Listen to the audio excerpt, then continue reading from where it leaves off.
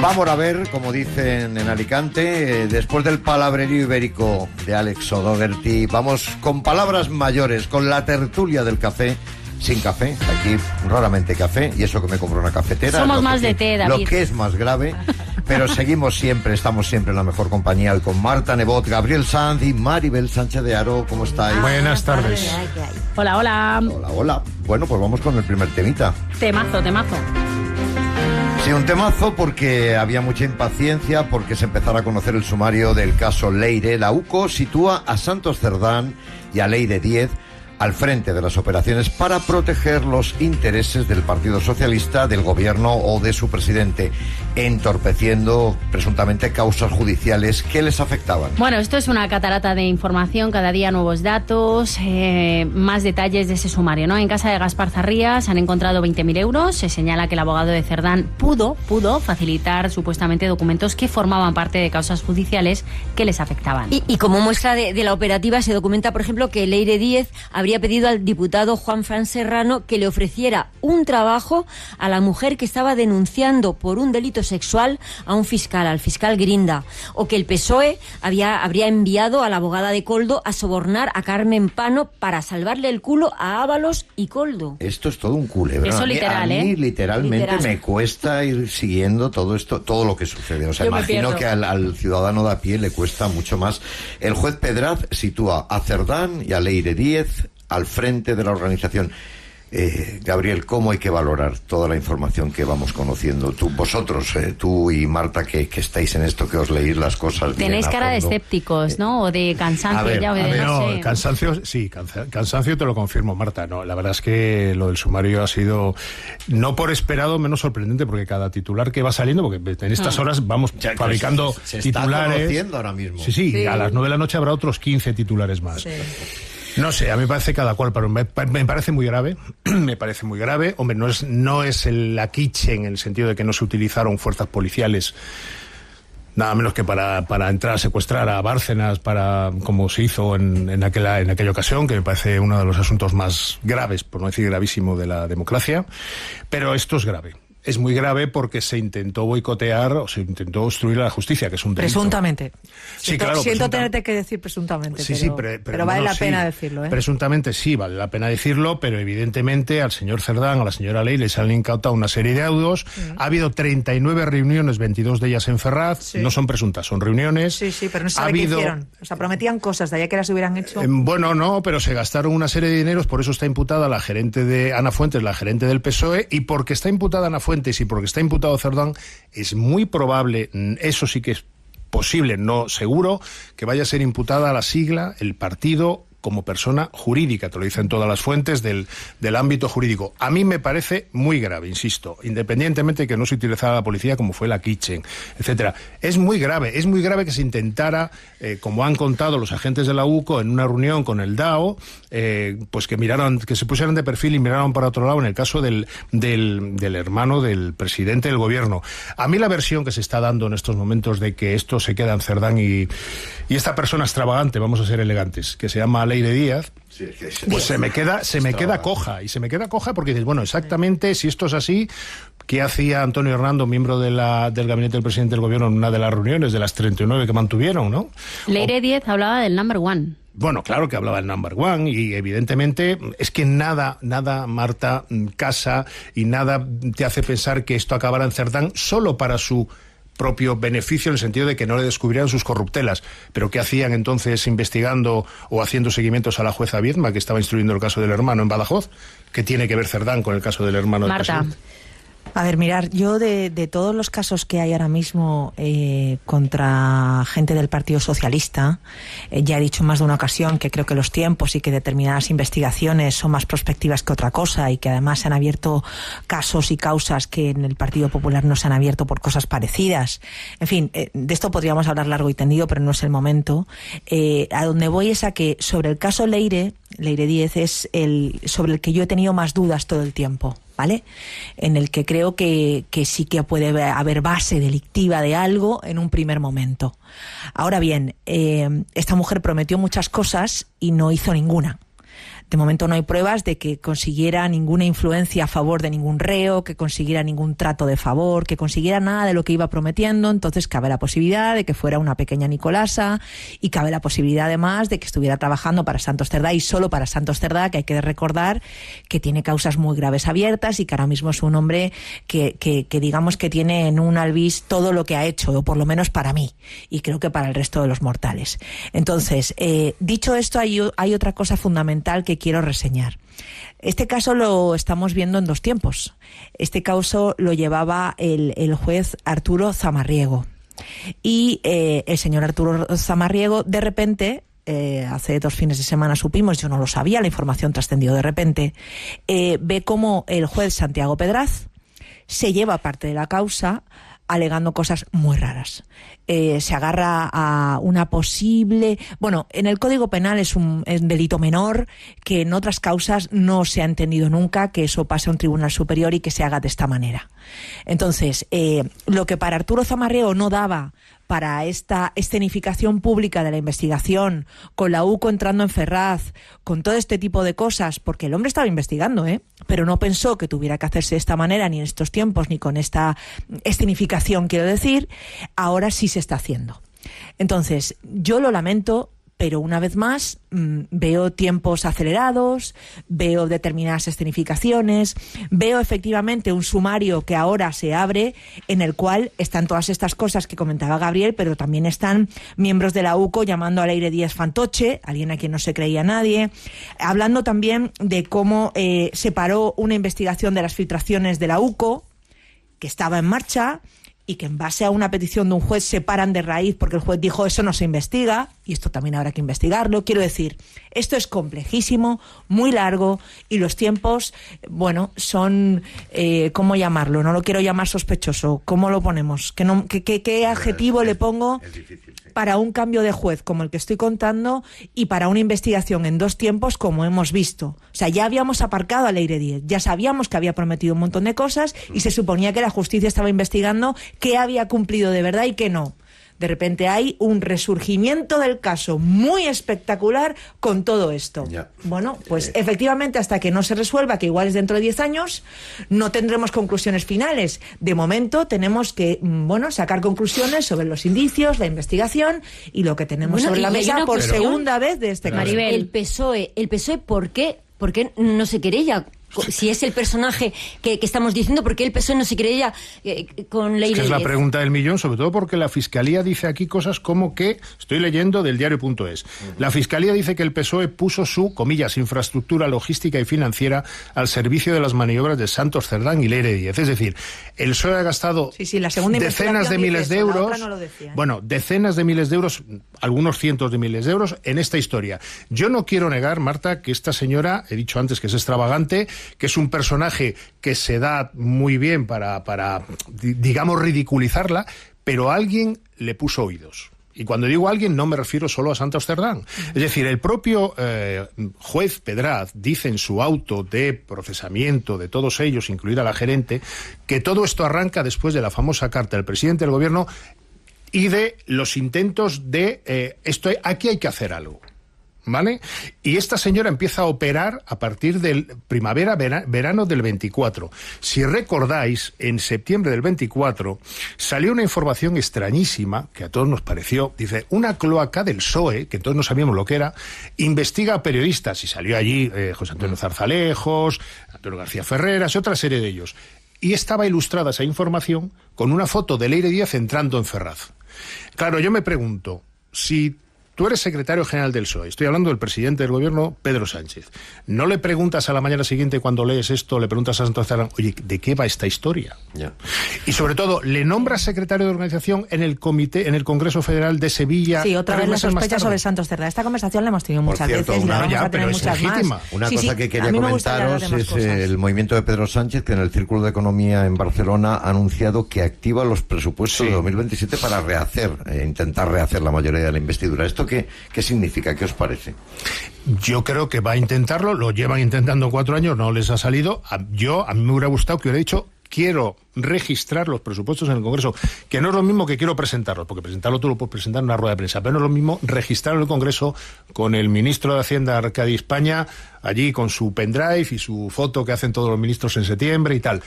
Si tú haces eso, te arriesgas a perder la votación. Y sería una señal evidente de que después de eso pues vas a unas elecciones. Hasta que lo vea, David, permíteme... No es el mejor seas momento escéptico. ahora, ¿no? Claro, es que tú haces una secuencia de las televisiones, de los vídeos de los últimos 4 años, y el presidente del gobierno, María Jesús Montero, y todo el gobierno ha dicho: vamos a presentar un presupuesto, y llevan 4 años y no han presentado. Bueno, y el presidente Sánchez, Marta, te doy la palabra, que comparece el 24 de junio y se le va a preguntar sobre muchos asuntos, ¿no? Claro, yo perdonadme, pero después de lo que acabo de contar sobre esta investigación de ley de 10 en 2 tiempos, y que estemos con causas judiciales que afectan al gobierno o al Partido Socialista sistemáticamente semana tras semana, no puedo evitar preguntarme, y creo que cualquiera que lo piense un poco haría lo mismo, ¿por qué el caso Montoro, que lleva 8 años, no avanza ni un poco? ¿Por qué no se han investigado sus mails, su casa, su oficina? Absolutamente nada. Y es más, la fiscal que intentó que se investigara su mail, solamente su mail, fue amonestada. Yo no puedo evitar preguntarme por qué el informe patrimonial del novio de Ayuso sigue sin solicitarse 1 año y medio después de que él confesara delitos fiscales. Hay un montón de cosas que creo que nos preguntamos mucha gente. Y por supuesto esta investigación hasta el final, pero todas las demás nos están faltando. Y sobre lo que está haciendo Pedro Sánchez es continuar con la legislatura. Yo quiero recordar que hay unos Next Generation, que de esto también habló el otro día, que faltan por cumplimentarse para que ese dinero llegue a España, que tienen de fecha tope hasta el 27 y que hay que hacerlo o si no perdemos el dinero, y lo que van a hacer es gobernar para que eso ocurra. Que el copago farmacéutico se acaba de aprobar un real decreto que hace que ya no sean 3 tramos para el copago farmacéutico sino 6, es decir, que no pague lo mismo por los medicamentos un pensionista que gana 18.000 euros y un señor que gana 100.000, porque eso era una anomalía brutal y se ha aprobado sin ninguna dificultad por la mayoría progresista que sostiene este gobierno. Pero es que después van a venir la posible reforma de la ley Mordaza, que se va a reactivar. Van a venir la financiación autonómica, que el ministro ya ha dicho que va a ir comunidad por comunidad, que de verdad, bueno, hay un plan sobre la mesa y que tienen que cada una de las comunidades retrasarse. Quiero decir, todavía queda legislatura, todavía se pueden hacer cosas y van a intentar hacerlas como es lógico y normal. Pero ¿no tenéis la sensación de que todo es tan complejo, todo va tan lento, sí, todo se complica, que en fin es difícil seguir el hilo? Vamos a hacer una breve pausa.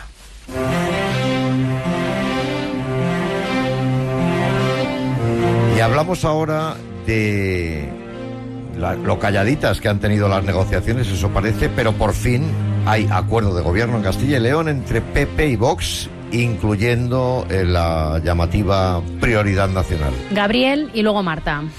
Bueno, a mí la prioridad nacional me parece un eslogan, o sea, no me creo nada, ¿no?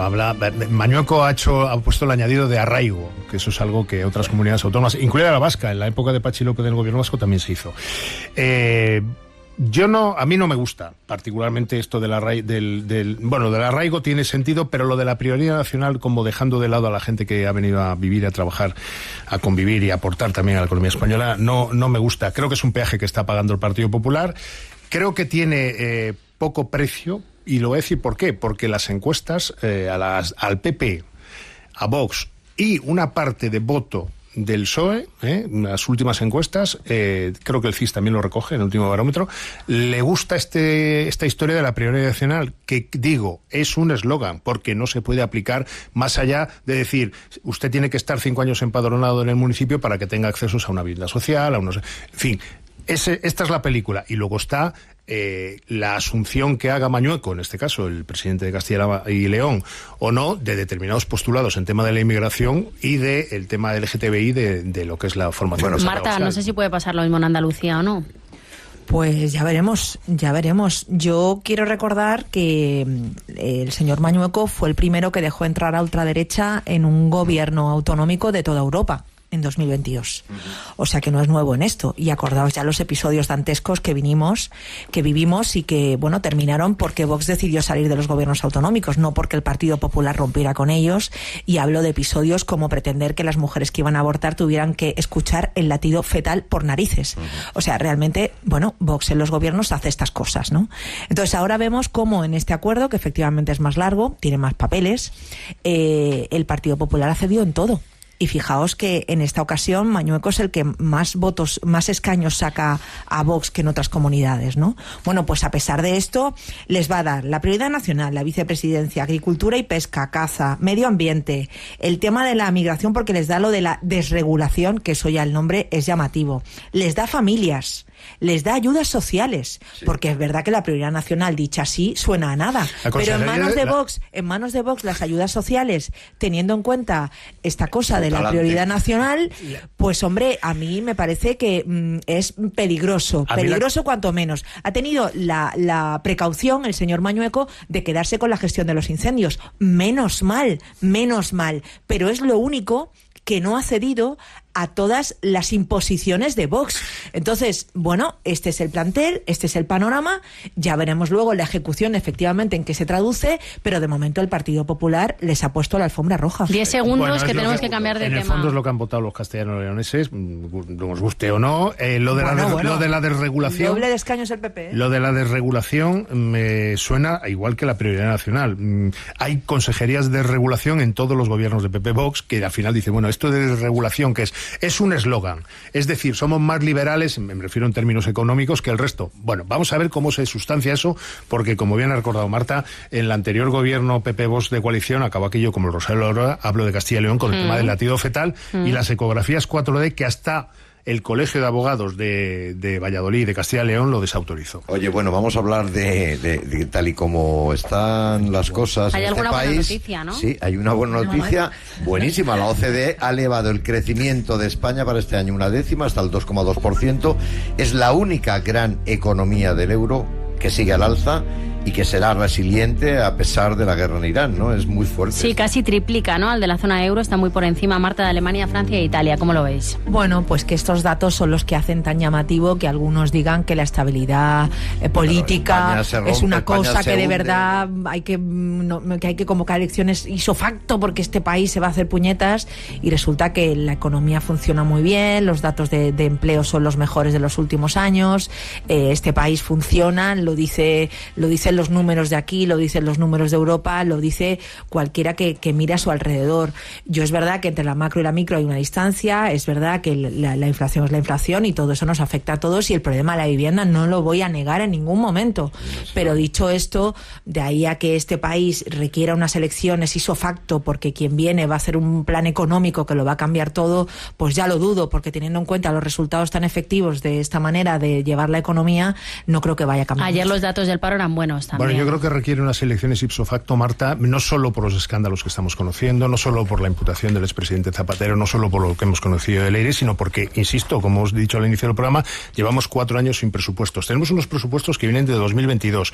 El funcionamiento de la economía, no voy a decir que sea independiente de la política, no lo es, pero recuerdo que en 2018, cuando toda la mayoría de coalición progresista que ahora gobierna presentó la moción de censura contra Rajoy, también iba bien. Rajoy 2 semanas antes de irse, con la maletita que salió allí del Congreso de los Diputados, subió un 17% el salario mínimo. Firme, Gabriel, la diferencia es una sentencia firme, que sí, no, es que eso es la auténtica diferencia. Pero estamos hablando de por qué se necesitan unas elecciones. Bueno, pues, es que esta es la pregunta del millón. Pues, es decir, ¿por qué no están todos los casos donde tienen que estar en los tiempos que tienen que estar? También es la pregunta oportuna, ¿no? Te he empezado diciendo que yo no vinculo las elecciones a lo que está pasando en los tribunales, que es que creo hace un año hacía falta elecciones y creo que dentro de 6 meses va a hacer falta elecciones, y que solo se mantiene por la voluntad del presidente del gobierno, ni siquiera de todo el PSOE, de no convocar elecciones. Yo creo que el gobierno es un gobierno legítimo desde el minuto 1. ¿Quién le ha dicho Déjame que no? que acabe la frase, Gabriel.